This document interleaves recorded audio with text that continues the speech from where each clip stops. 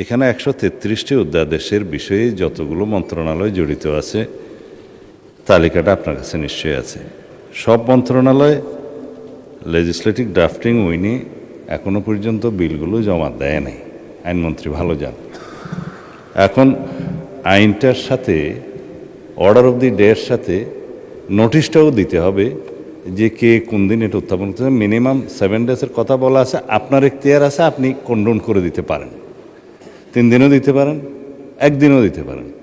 অবিলম্বে বিবেচনার জন্য গৃহীত হওয়া সেটা একই দিনেও হতে পারে, সেটা আপনি দিতে পারেন। কিন্তু আমার মনে হয় না যে রবিবারে সব মন্ত্রণালয়গুলো নোটিশ সহ বিল উত্থাপন করতে পারবে।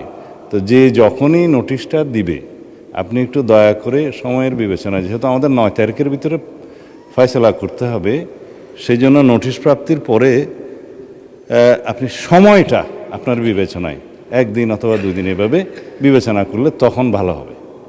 তাহলে রবিবারটা রেস্ট্রিক্টেড রইল না, কারণ টাইম কন্ডোন করার এখতিয়ার আপনার নোটিশ প্রাপ্তির পরে। মাননীয় স্বরাষ্ট্রমন্ত্রী, টাইম নিশ্চয়ই আমি কন্ডোন করে দিতে পারবো, কিন্তু এটা তো আপনাদের ইন্টারনাল ব্যাপার।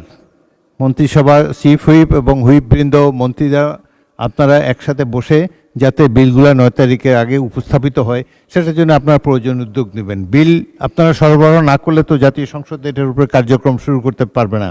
আপনারা 9 তারিখে সাবমিট করেন বিল, পুরনো বিল দেওয়ার প্রয়োজন নাই যেটা আইনমন্ত্রী বলেছেন, কিন্তু রেলিভেন্ট পোর্শন কি অ্যামেন্ডমেন্ট সেটা একটা স্টেটমেন্ট আপনারা দেবেন।